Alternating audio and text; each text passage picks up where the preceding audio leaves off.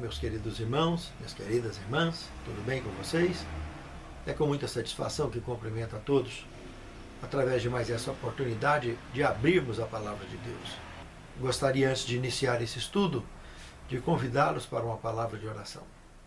Santo Deus, muito obrigado, Senhor, por este momento tão importante nas nossas vidas, onde podemos nos comungar contigo através do estudo da Tua Palavra. Alimente, Senhor, a nossa fé com o conhecimento sagrado revelado na Tua Santa Palavra, através do estudo da lição que faremos neste momento. Capacita-nos, Senhor, ao entendimento e a cumprir com os Teus ensinamentos em nossas vidas e, de alguma maneira, Senhor, pela Tua graça, sermos úteis na Tua causa. Te pedimos essas bênçãos agradecidos, em nome de Jesus. Amém, Senhor. Por que a interpretação é necessária? O texto principal desse tema é Hebreus capítulo 11, verso 6, que diz o seguinte: de fato, sem fé é impossível agradar a Deus, porquanto é necessário que aquele que se aproxima de Deus creia que Ele existe e se torna galardoador daqueles que o buscam. Meus amados, são dois fatos inseparáveis e incontestáveis apresentados aqui nesse tema para a manutenção da nossa estabilidade cristã. Em primeiro lugar, ter fé, porque sem fé é impossível. É uma palavra pesada. É impossível agradar a Deus. Ou seja, é impossível se relacionar com Deus sem fé. É uma palavra pesada. E a segunda condição, tão quanto: crer na existência divina e que Ele é galardoador dos que o buscam.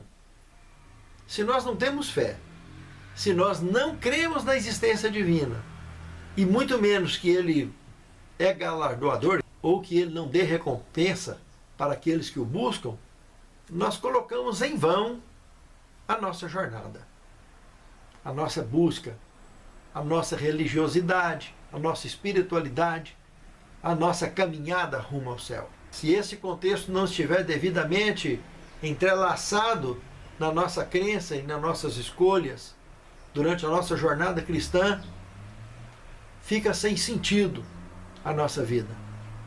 Para que ela tenha sentido, é indispensável a presença de Deus. E para que essa presença seja clara, tenha sentido de fato, é olhar no sentido de vida eterna e não de um pedaço de vida que não é nada. Lúcifer está vivo porque tem o fôlego de Deus dentro dele, mas não aceita a Deus. Tiago diz que os demônios creem que estremece, tem medo, mas não obedece nada.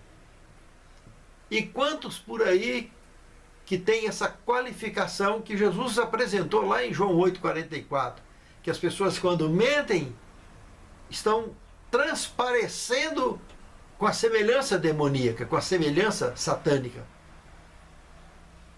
Porque diz que o diabo é pai da mentira.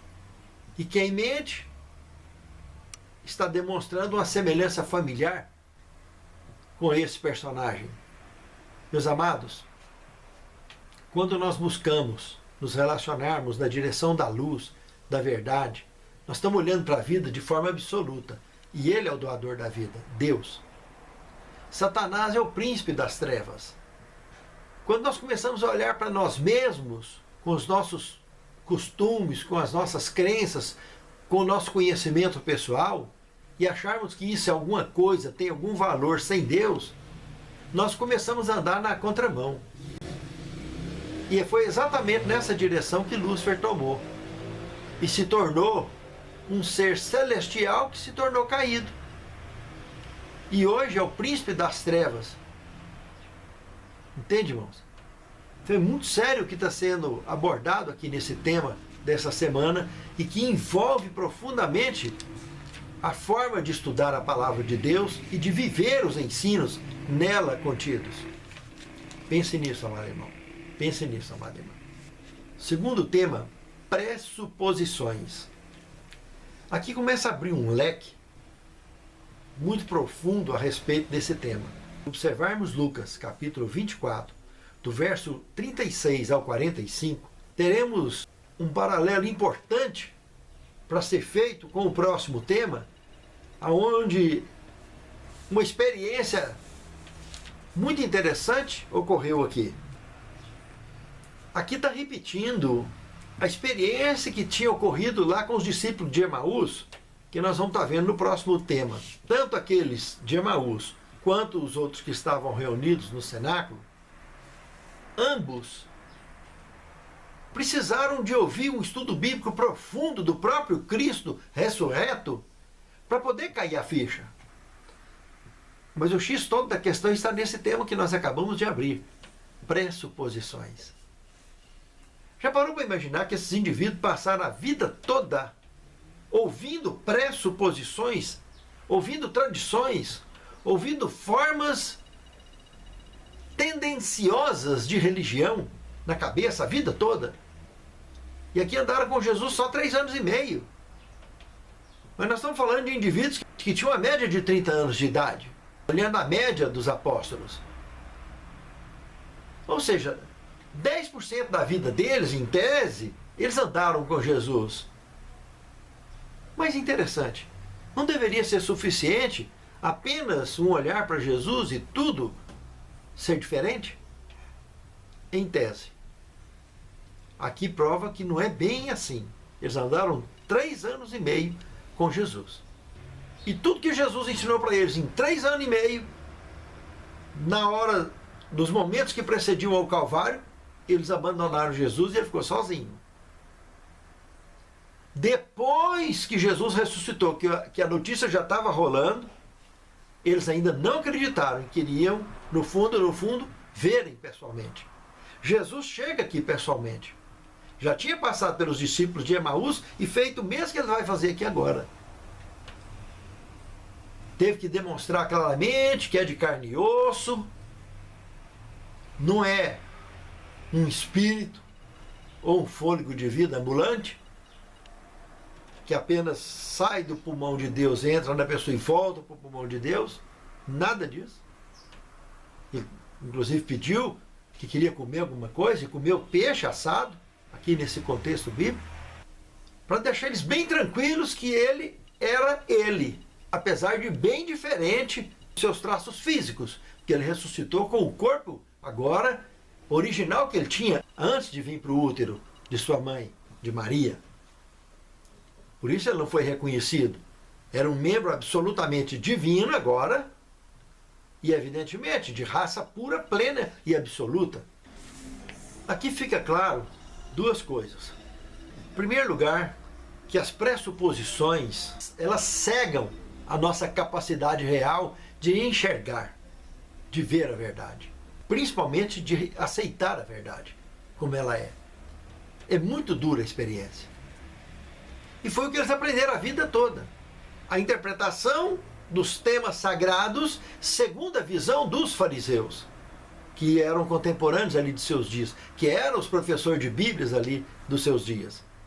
Por isso que a mente deles estava toda tomada de uma série de pressuposições a respeito do que seria o Messias e sua obra. A história do Messias no cavalo branco para libertar o povo judeu das garras do Império Romano era o pensamento absoluto que vinha na mente das lideranças religiosas de muitos e muitos anos, desde o Antigo Testamento até aqui. Essa era a perspectiva, era a pressuposição que eles tinham em mente. Então, tudo que Jesus fez nos seus 33 anos de vida aqui na Terra foi tudo contrário a isso. Ele mostrou um viés completamente diferente do verdadeiro reino de Deus, o que significa. Mas por que esses professores de Bíblia, esses líderes daquela época, eram desse jeito também? Vamos voltar um pouco então. Se uma pessoa formou, durante a sua vida, uma cosmovisão, aonde descarta um determinado princípio, como, por exemplo, um Deus sobrenatural, com atributos divinos específicos, com certeza esse indivíduo que formou opiniões pessoais nessa linha de raciocínio dificilmente vai conseguir acreditar nas Escrituras e muito menos interpretá-las corretamente. Mas sempre as interpretará de forma tendenciosa. Diferente de alguém que aceita essa realidade sobrenatural da divindade ou de um Deus criador. Então tudo que os professores deles aprenderam foram formados em cima de pressuposições, como na atualidade continua o mesmo problema. E as pessoas não conseguem. A hora que bate na Bíblia, os religiosos, sem exceção de todas as religiões da Terra, a maioria, infelizmente, ainda tem alguns pontos da Bíblia, como Gênesis, capítulo 1, capítulo 2, capítulo 3, principalmente o capítulo 3, que trata do pecado de nossos primeiros pais, ali dentro do Jardim do Éden. Essa parte da Bíblia, praticamente, na maioria das pressuposições religiosas do planeta, virou um livro de carochinha. E uma série de detalhes que, nesses 3 primeiros capítulos de Gênesis, basicamente, está contido, tem tanto peso quanto ou mais do que o livro do Apocalipse. Nós estamos falando da criação, meus amados irmãos. Da criação do universo, embutido ali num capítulo da Bíblia. Uma sequência embutida dentro de um contexto chamado princípio. E colocar isso e aceitar isso, muda muita coisa que a gente aprendeu a vida inteira. Nós colocamos a criação de uma maneira muito limitada. E, consequentemente, toda a interpretação do texto sagrado passou a ser impregnada com essa marca lamentável de limitações na compreensão do texto bíblico. E aceitar a verdade absoluta como ela é difícil. Se alguém está num quarto escuro e acende a luz uma vez, queima as vistas. Dá um choque. Por isso que eu disse que as pressuposições cegam.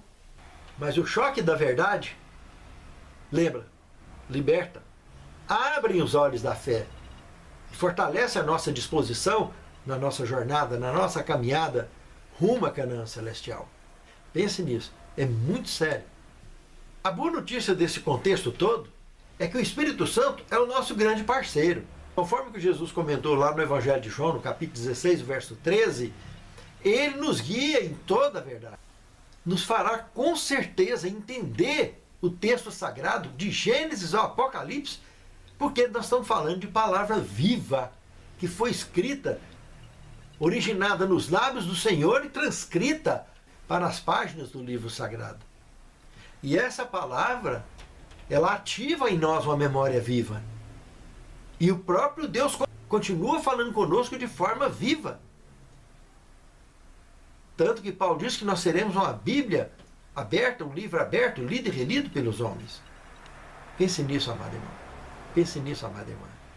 Vamos nos desvincularmos dessas pressuposições, que o mesmo problema que aconteceu com os discípulos, tiveram que viver uma experiência tão dura, igual assistir toda a experiência do Calvário, como covardes, por causa de pressuposições. Eles não foram capazes, de 3 anos e meio que andou com Jesus, de absorver o suficiente para superar os 30 anos em média de pressuposições que eles aprenderam. E esse continua sendo o mesmo problema de hoje. Por que as pessoas continuam tendo resistência, às vezes dentro da igreja, para aceitar pontos que estão dentro da Bíblia Sagrada? Como esses mesmos que eu citei de exemplo. A criação do universo, a criação da terra, a verdadeira idade da terra. Mas está no texto sagrado, não está fora do texto sagrado.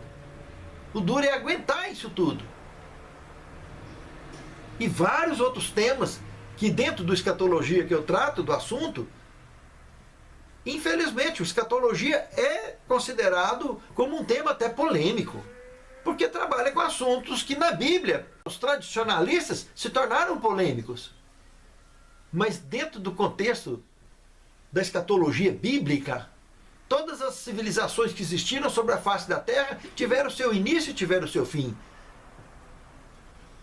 E nós não somos diferentes. O mundo em que vivemos hoje. A escatologia para os antediluvianos demorou 120 anos. E chegou.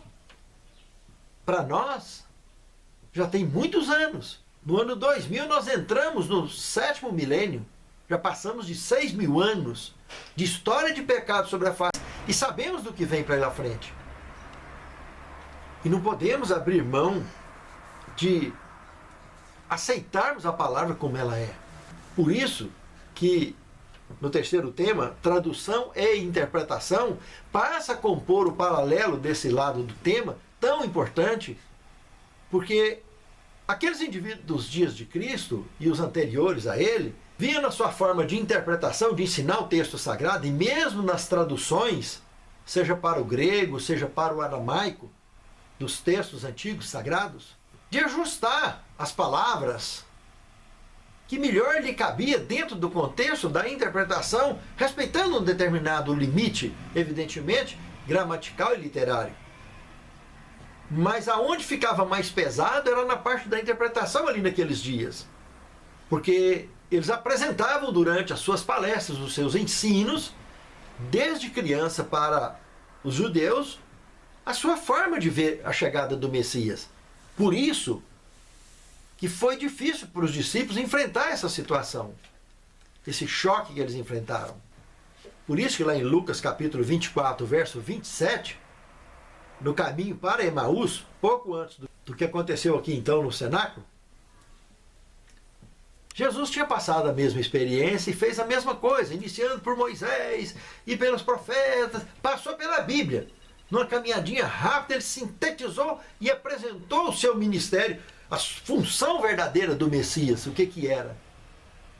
E eles conseguiram, como os demais apóstolos, entenderem todo o sentido. E dali para frente, como se fosse um passe de mágica, estavam prontos, então, definitivamente, para poder absorver essa verdade e amadurecer nessa verdade, não só vivendo, mas como também ensinando daqui para frente, de uma maneira clara, esse entendimento. Sabe por quê, meus irmãos? Porque as nossas tradições, sem a gente perceber, ela nos leva para caminhos de pressuposições. Isso é automático. E o pior de tudo, é assintomático. Ninguém sente que está fazendo isso. E aí se torna aqueles testa de ferro, aqueles cabeça dura, né? E teima, e bate de frente com qualquer um. Principalmente se a pessoa com quem ele for conversar tiver menos tempo de igreja do que ele. Ou menos tempo de estudante da Bíblia do que ele, ou não tiver o mesmo grau acadêmico que ele tenha, isso se torna sempre um embaraço. E aí vem as teimosias e os argumentos inflamados para defender pressuposições e não defender a verdade. E infelizmente o que acontece aí é que o achismo passa a ser a palavra da vez. As pessoas passam a citar textos bíblicos para adaptar ao achismo pessoal e doutrinário que ele desenvolveu como indivíduo e às vezes até como igreja. Por isso que a hermenêutica, que é a forma de analisar o texto bíblico, respeitando o contexto, sendo fiel à luz da revelação, é uma forma teológica indispensável e muito importante de avaliarmos a revelação do texto sagrado e de ensinar para as pessoas, comparando texto, com contexto e com outros textos, para alinharmos um raciocínio pleno à luz da palavra e não à luz das nossas opiniões, para defender as nossas opiniões. Porque senão nós não sairemos jamais dessas garras das pressuposições, das tradições, e é o que tem formado as tendências religiosas que vivem sobre a face da terra. Isso foi antes de Cristo, foi nos dias de Cristo e não mudou nada. A tendência, infelizmente, é de piorar. Mas o verdadeiro estudioso da palavra tem que abrir a mente e está disposto a aceitar a revelação de uma maneira simples e clara, como está escrito. E, acima de tudo, ter o Espírito Santo como parceiro, orar antes de abrir o texto sagrado, durante, se for necessário, e quando termina o estudo da palavra. É fundamental. Pense nisso, amado irmão. Pense nisso, amada irmã. Quarto tema, a Bíblia e a cultura. Analisando agora Atos, capítulo 17, do verso 16 ao 32, encontramos Paulo numa situação muito interessante, muito curiosa. Nesse ponto aqui, a gente vê claramente a exposição de uma estratégia que Paulo aprendeu com Cristo, que Cristo adotava muito essa estratégia missionária, de se fazer de fraco com os fracos para ganhar os fracos, de se fazer com os fortes para ganhar os fortes. Como Jesus adotava isso com tanto êxito, e Paulo aprendeu isso e entendeu rapidinho, do pouco que ele estudou com os colegas, com os apóstolos, com os companheiros, sobre a vida e ministério do Messias. E os poucos contatos que Paulo teve com ele pessoalmente também, desde Damasco para cá. Jesus visitou ele algumas vezes, como visitou João. Aqui nesse texto bíblico de Atos 17, é Paulo lá em Atenas. Meus irmãos, é bem verdade que o público que Paulo pregou ali em Atenas foi um público de um nível cultural bastante elevado. E aqui mesmo, dentro do contexto bíblico, lá na altura do verso 18, aqui do capítulo 17 de Atos, nós vimos de cara filósofos, epicureus e estoicos. Esses dois tipos de filósofos são radicalmente diferentes na forma de ver e de ensinar, mas de um nível educacional muito elevado, que eles se respeitavam entre si e conseguiam conviver junto no mesmo público. Apesar de ter formas de discipulados diferentes, forma de ver diferente, forma de pregar diferente, mas se entendiam, eram amigos, conseguiam andar no mesmo ambiente. Olha que interessante, as virtudes de uma boa educação, aonde que nos leva. Mas uma coisa muito grave aconteceu aqui. Veja, por exemplo, Paulo não teve um êxito missionário muito grande do ponto de vista evangelístico, que é levar ao batismo tantas pessoas. E aqui em Atenas ele não teve essa expressão, apesar de ter semeado de maneira profunda. A diferença desses filósofos aqui para os antigos conhecedores da palavra dos dias de Cristo, contemporâneo de Cristo, é que Cristo foi quase apedrejado por muitas vezes, tentando conversar com os sábios de seus dias e de sua cultura, da cultura judaica, que seriam os fariseus, os saduceus, etc. Aqui, Paulo não foi apedrejado, aqui em Atenas, não foi maltratado. O mais que aconteceu, ele ter sido xingado de paroleiro, ou de embusteiro, ou de uma pessoa que tem palavras ocas. Alguns, de cara, afirmaram isso, mas outros se interessaram em levar ele para um lugar mais seletivo, que era o Areópago. E ele foi para lá também. Mas interessante que na trajetória, ele passando por lá, ele percebeu os altares, que aquilo incomodava ele. Tantos altares e imagens de escultura a divindades pagãs. E aquilo não deixou de incomodar ele por dentro. Mas o Espírito Santo deu sabedoria para ele, deu tolerância, para que ele pudesse, no meio daquela confusão toda, ser usado como instrumento vivo na mão de Deus. Os filósofos epicureus eram filósofos que acreditavam profundamente no materialismo e na sensualidade humana, nos prazeres carnais. Eles ensinavam isso, arrastavam multidões com esses ensinos. E imagina o tipo de encrenca a que ponto que chegaria isso, contaminando famílias inteiras. Sabendo do que já aconteceu com Sodoma e Gomorra e com o mundo antediluviano. Por outro lado, os filósofos estoicos já eram radicais, era outro extremo, completamente impassíveis e rígidos. Mas aqui estavam juntos, eram pelo menos educados. Mas a forma de ensino deles era completamente diferente. Paulo consegue, diante desses dois públicos, alcançar um padrão educacional muito alto, um padrão de silenciar os contradizentes, justamente graças ao pleno domínio do manuseio da palavra sagrada, que Paulo demonstrou no exercício do seu evangelismo ali naquele local, servindo de exemplo para todos nós. Olha alguns pontos aqui das estratégias de Paulo. Lá no verso 22, por exemplo, de cara ele faz um elogio para aquele público todo, de mentalidades tão distintas, de religiões tão distintas. Olha, eu notei que vocês são excepcionalmente, ó a palavra que Paulo usou, vocês são excepcionalmente muito religiosos. Ele destacou isso de uma forma bem distinta, que de certa forma fez todo mundo calar mais um pouquinho e ouvir mais um pouco. Ter mais disposição para ver onde quer chegar tudo isso. Que tem esse propósito, o manusear bem a palavra de Deus, mas usar também bem a forma de colocar o que está escrito dentro do contexto sagrado. No verso 23, ele emenda com a sequência, dizendo, olha, passando pelo meio aí desses altares e etc., eu pude notar que vocês têm um altar bem ali, dedicado ao Deus desconhecido.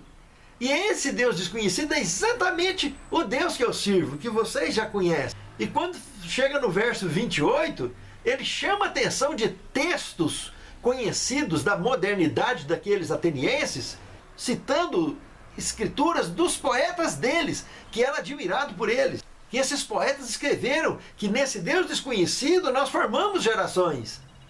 Quando Paulo falou isso, ele derrubou os caras tudo. Deixou todo mundo pasmo e calado. Deixando a entender que no meio daqueles ali, todos, como era Paulo, era a geração desse Deus desconhecido que estava sendo formada de forma espiritual. Ou seja, eu estava tentando mostrar para eles que todo mundo é mortal e que poderia um dia, naquele Deus, ser também imortal, porque ele foi ressuscitado dos mortos. E aí ele toca no ponto mais delicado de tudo, que é a ressurreição de Cristo. Entende, irmão? Então ele deu um passo a passo tão importante, fazendo de fraco com os fracos, de forte com os fortes, para ganhar todo mundo. E conseguir apresentar a coluna dorsal do evangelismo, que é a salvação e a vida eterna. Então a Bíblia, ela atravessa qualquer cultura. A Bíblia, sendo utilizada da maneira correta, respeitando a luz da sua simplicidade e da sua sabedoria, ativadas com o Espírito Santo como parceiro nosso nesse trabalho, meus amados, nós atravessaremos qualquer cultura. Com certeza absoluta. Aqui, no exemplo de Paulo, nós vimos isso. Como diversos outros exemplos do Antigo Testamento, Daniel mesmo. Quantas culturas que Daniel atravessou? Meus amados, ele atravessou a própria cultura judaica dele, ele atravessou a cultura babilônica, atravessou a cultura dos medos e a cultura dos persas. E conseguiu evangelizar o tempo todo em todas essas culturas. E por que eu e você não consegue? A estratégia é a mesma. Só respeitar. E não formar tendências pessoais, da opinião pessoal, achismo, em cima do texto sagrado. Deixa que ele se interpreta e ele, com a luz da divindade, passará pelos nossos lábios e chegarão aos ouvidos daqueles que nos cercam. E principalmente no nosso comportamento diário. Quinto tema, a nossa natureza pecaminosa e caída.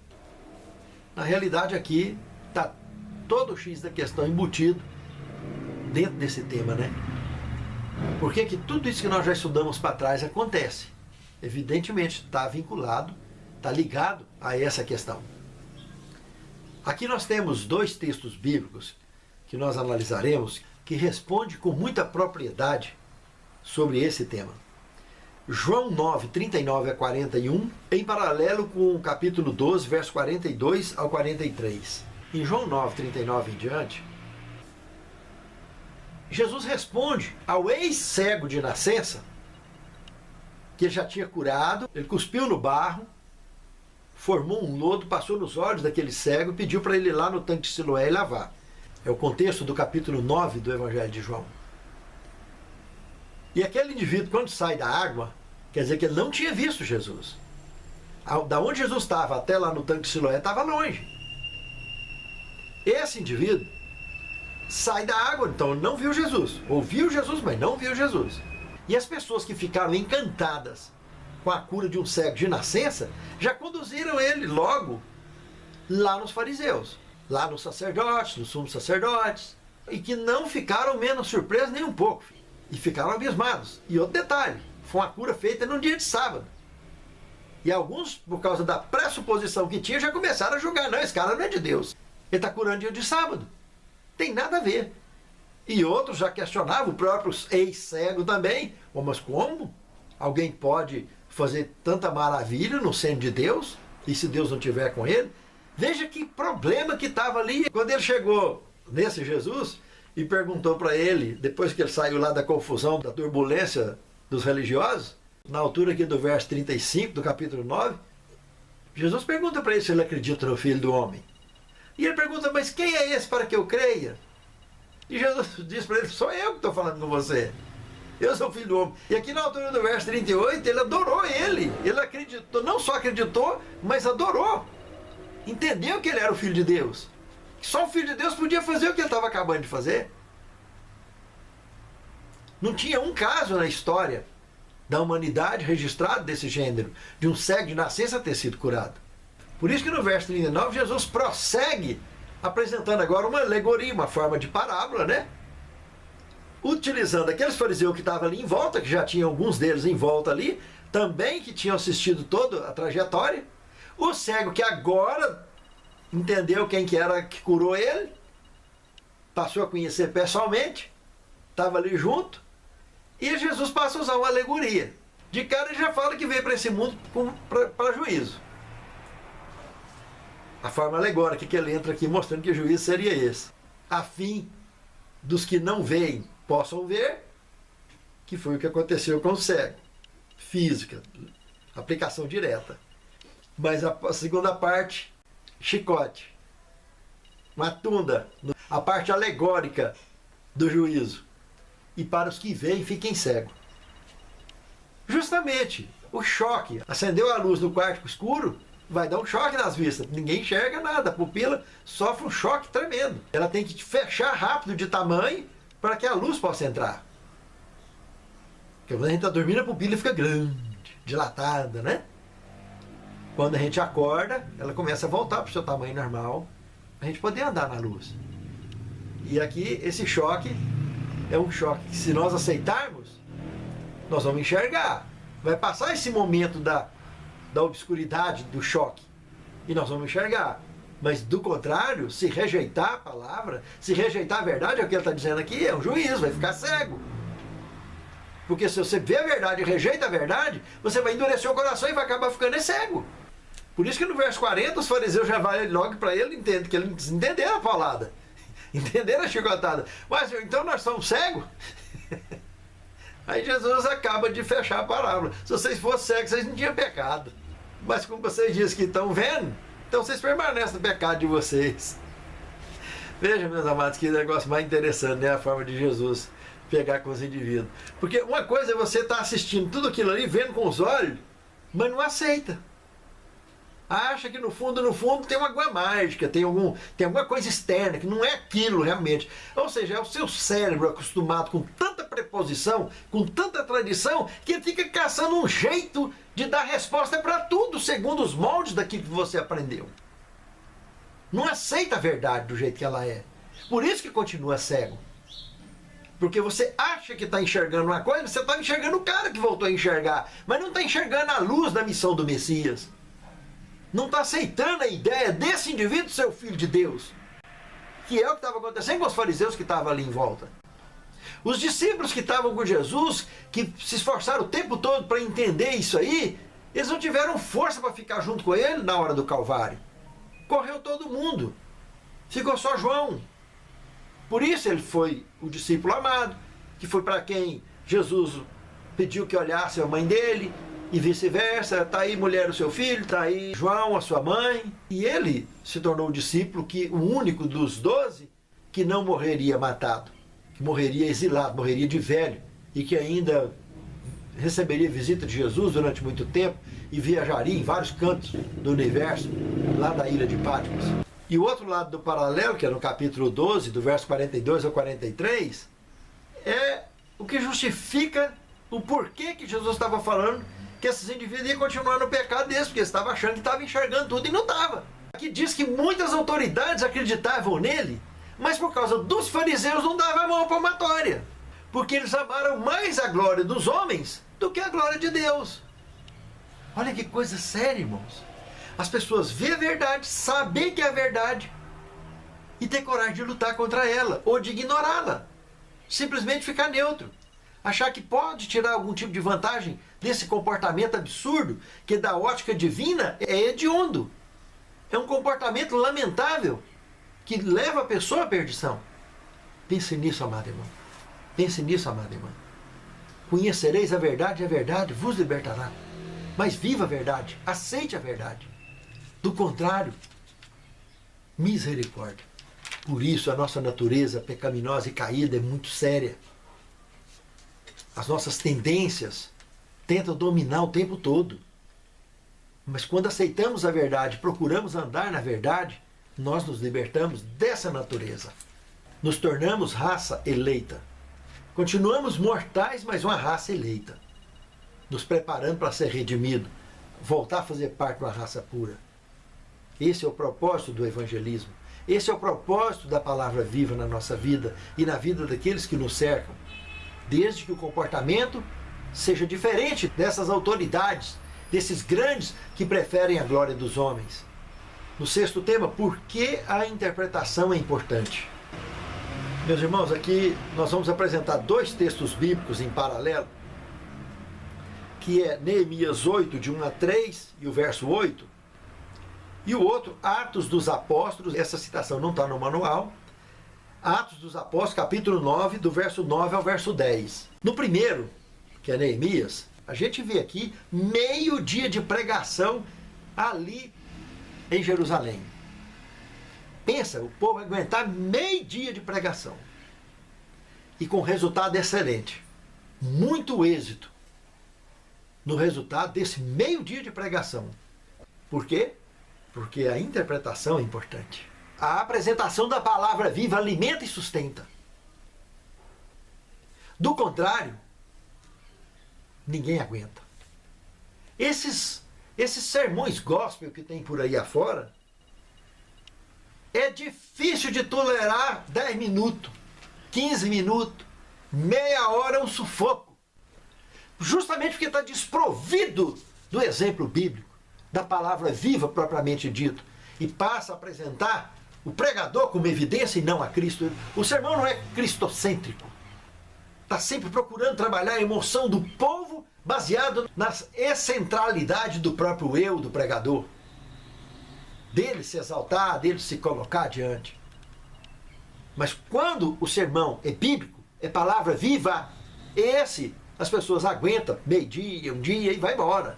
O texto de Atos, capítulo 9, verso 9 e 10, mostra aqui Paulo pregando ali a noite inteira, que ele ia sair no outro dia cedo, a viagem de barco já estava marcada para outra direção, então ele aproveitou a noite para pregar, e ia dormir dentro do barco durante o dia na viagem. Aqui, irmãos, acontece um negócio muito interessante. Tinha um tal de Eutico, um jovem, que não aguentou, deu sono, e despencou do terceiro andar, bateu lá embaixo, já bateu morto. E Paulo teve que ir lá ressuscitar o cara. Então vocês veem que negócio mais interessante, né? No meio de um público que estava todo mundo interessado, estava todo mundo apegado, mas ele não sabe que tipo de trabalho que pegou aquele jovem ali, que cansaço foi esse que estava, ou se é porque ele estava e não estava interessado, não importa. O fato é que Paulo ressuscitou, voltou a assistir a palestra de Paulo e ficou firme até o final. Então foi um êxito pleno aqui o que aconteceu.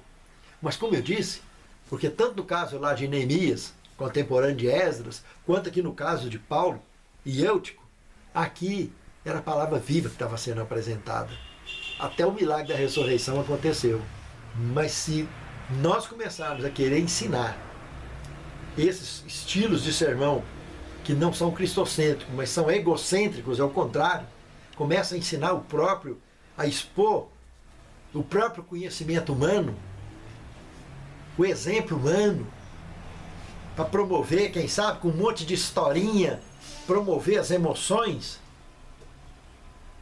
com propósitos diversos, que não vem aqui o caso de comentar, mas perde o teor da palavra viva e as pessoas não aguentam. Levanta, vai pegando a biblinha e ó, vai raliando a igreja rapidinho. Agora, deixa ser esse tipo de mensagem. Palavra viva. Para ver se não passa vigílias, noite inteira, pregando e ouvindo. Porque está falando de palavra viva, que nos mantém vivos. Pense nisso, amado irmão. Pense nisso, amado irmão. 7º tema, desenterrando o preconceito. Queria citar um texto da Pena Inspirada, de Mensagem aos Jovens, página 260, que diz umas palavras muito importantes, que combina com todo esse tema que nós acabamos de estudar. Não leia a palavra à luz de opiniões antigas, mas com a mente livre de preconceitos. Busque-a com cuidado e oração. Se à medida que lê, você se sente convicto a respeito de algo e nota que as suas próprias opiniões não estão em harmonia com a palavra, não tente adaptá-las a essas opiniões. Ajuste suas opiniões à palavra. Não permita que as suas crenças e práticas anteriores dominem o entendimento.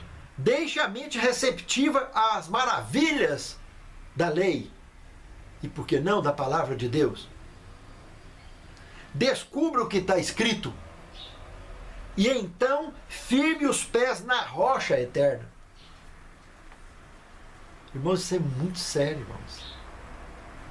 É uma receita de como nos livrarmos das tradições, das pressuposições e dos achismos religiosos e bíblicos que contaminam a nossa vida toda. É a maneira de entendermos a libertação da palavra através do conhecimento da verdade. Santo Deus, que nossas vidas, Senhor, sejam libertas dessas pressuposições e tradições que nos envolvemos durante a nossa existência. Que possamos ter uma mente aberta e um coração sempre aberto, renovando-nos pela iluminação do Teu Santo Espírito e o conhecimento da Tua Palavra. Perdoe nossos pecados e capacita-nos, Senhor, a andarmos retamente nos Teus caminhos, Te servindo em espírito e em verdade, cumprindo com a missão que Tu tem confiado a cada um de nós, como indivíduos e como igreja. É o que Te pedimos, agradecidos, em nome de Jesus. Amém. Com fé no meu Senhor Jesus, bem sei que eu de mim nada tenho pra dar, mas sei que meu Jesus